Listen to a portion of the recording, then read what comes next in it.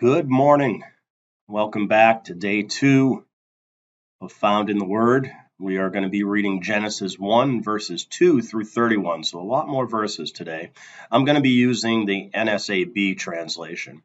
The earth was formless and void, and the darkness was over the surface of the deep, and the Spirit of God was moving over the surface of the waters.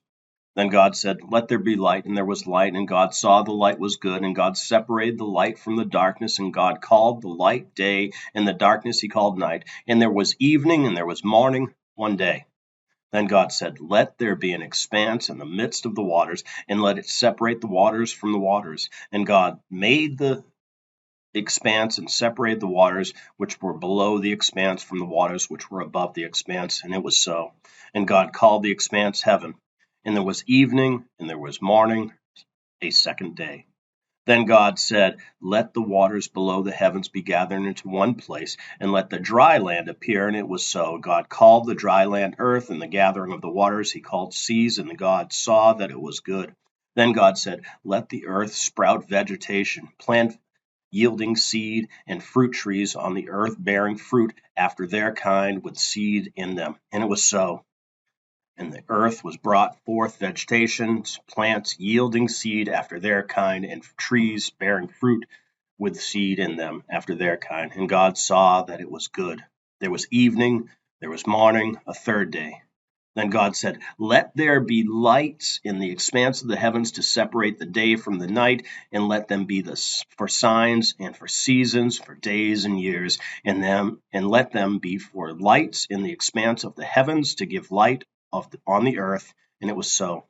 God made the two great lights, the greater light to govern the day, and the lesser light to govern the night. He made the stars also.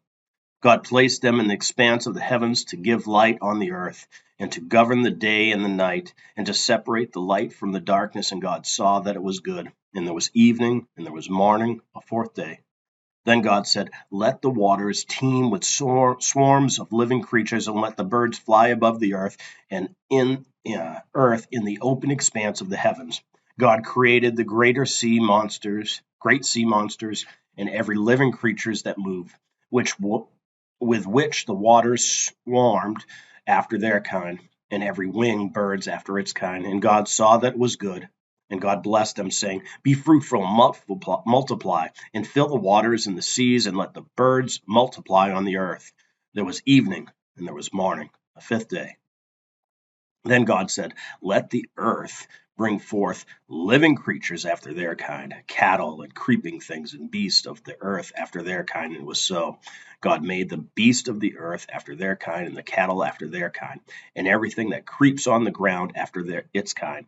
God saw that it was good. Then God said, "Let us make man in our image, according to our likeness, and let them rule over the fish of the sea, over the birds of the sky, over the cattle, over all the earth, and over every creeping thing that creeps on the earth." God created man in his own image.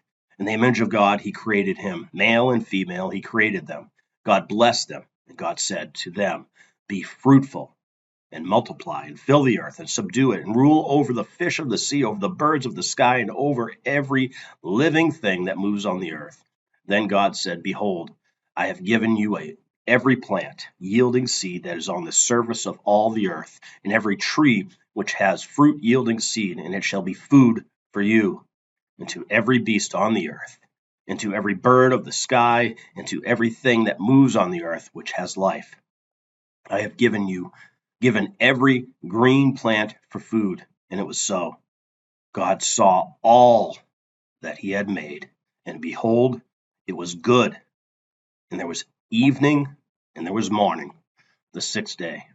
When we pick up in verse 2, the world is described as without form and void, and darkness is everywhere. Yet, even in this chaos, the Spirit of God is already moving before anything changes. God is present. From that moment on, God speaks and the creation responds. He speaks and it happens. Light replaces the darkness. Order replaces confusion. Life fills what was empty. God doesn't rush, and he doesn't make mistakes. Everything unfolds according to his word and his timing.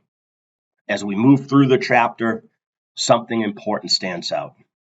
God creates everything through his word.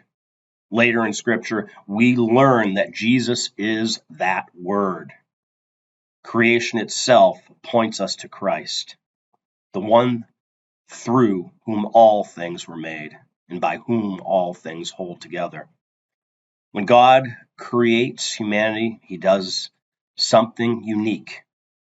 He makes us in his image. If you notice, he said our image. Right away, we see the pointing to the Trinity. But that image, it gives us purpose. We are not accidents. We're created intentionally, designed to reflect God, designed to be in fellowship with God, but we're called to live under his authority. When God looks at everything he's made towards that end of that chapter, he calls it very good. God finishes his work and delights in it. Even through sin, even though sin will later on distort that creation, this chapter reminds us that God's original design was good.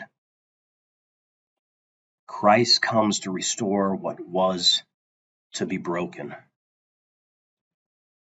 If Christ is the one who brings light out of darkness, order out of chaos, and purpose out of emptiness, what area of your life do you need to surrender to him today? This week, stop trying to control what only Christ can shape. Trust him to speak into your chaos and bring about good work in your life, because his work is good. God bless. Take care.